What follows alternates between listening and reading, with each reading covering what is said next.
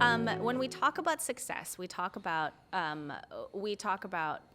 feel that ignoring your limitations. That's a part of it. Right. Or like where you're going to bury it, you're going to put it in a box, in a closet, and you don't ever want to see those limitations or the insecurities. Right. No, I don't see it. I don't want to look at that right now. I'm trying to make money. I'm trying to impact the world. I'm trying to do something big. I don't want to see that right now. Right. So yeah, that has its place. And I think there's almost like a naivete, right? But I call it optimism. It's great.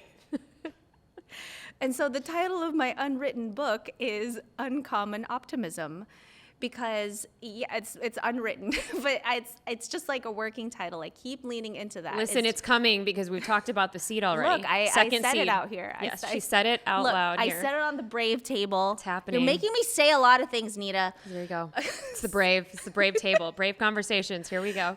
So uncommon optimism could also be, seen as, foolishness. Being unrealistic. And I just think it's this, maybe I'm dumb, okay? But it worked out. And it keeps working out, so maybe I'm not so dumb. There you go. So it is just uncommon optimism. And so that's one side of it, being uncommonly optimistic. And the flip side of it is accepting your limitations, knowing that you're limited, knowing that you can't do everything, and being okay with asking for help. So I ask for help a lot, whether that's paying for mentorships, seeing somebody that's ahead of me. I mean, that's really all success is. See somebody that's ahead of you, that's where you want to be, and pay that person to help you get there. Ooh. That's it. Ding, ding, ding. That's the quickest way. I mean, it could save you years. Years and years. Absolutely. I imagine if Gary Vaynerchuk had a mentorship program and I could pay him whatever, $100,000 or whatever to mentor me for 2 days, how much time that would save me. Absolutely. But instead, he's mentored us through his podcasts, his books, et cetera, et cetera. And that's probably saved me a few years. Oh my gosh. Well, and I think also, because you don't have time for the BS. You don't have time for, No. some of the tiny things that could probably weigh some people down. Because what I'm, envisioning in your household, in all of the hats that you wear, because I wear a lot of hats too. Flat brim. Flat brim. Exactly. Flat brim is the way to go. Especially the ones I with the almost designs wore underneath. my flat brim. You should have. But then you wouldn't have been It able to didn't wear it. fit. Yeah, it didn't go with the outfit. No, because I love the shoes. The shoes we'll have to do Imelda over here. Channeling her. Shh, quiet. I mean, Yeah, hey, I'm channeling you.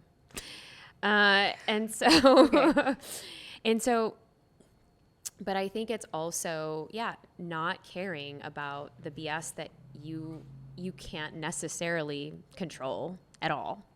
And it's not in your field house anymore to say, all right, that thing is going to take us down. That email that did not get sent out, or the thing that didn't happen on social media or whatever, because you're talking about the bigger picture. Right. Decide your hourly rate. And anything that is below your hourly rate, outsource it. Because even if it's like things like cooking, things like, tell me more. Things like the laundry, even if it's like, sometimes it's like taking my kids somewhere, when I have to be at a podcast or something like that. It could be, it just, because I really think that if you really want real leverage, you shouldn't get paid for your time. You should start, something Naval says is you should get paid for your mind. You should be making decisions.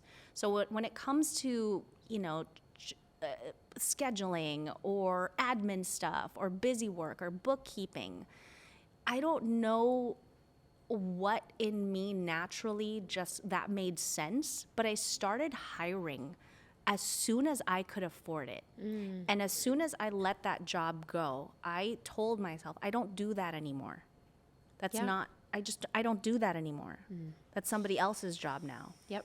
I pay for that problem to go away because I have decisions to make, especially as a content creator.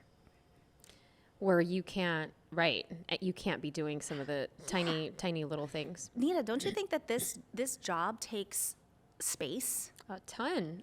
And I think that it's the motivation behind it. It's the inspiration.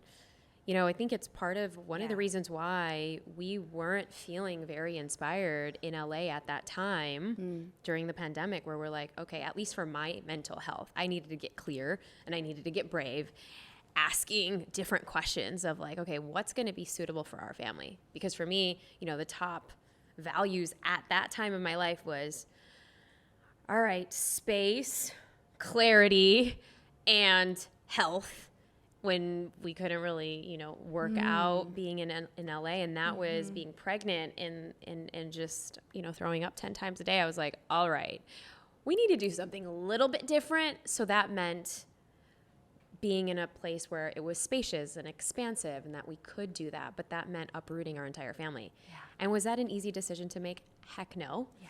Was that something that is for everyone who's listening right now? And no judgment, either way, but that's not for everybody. But I know that for our family at that point in time, even though I would tell you and send you voice notes, I don't know, I'm not really sold on this, but I feel like we need to go. Okay. And so then getting there, it was kind of like, oh, wow.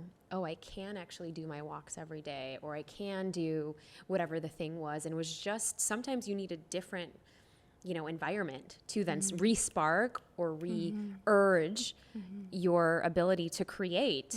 Because in the line of work that we're doing, we have to either, draw that inspiration from ourselves or find it somewhere.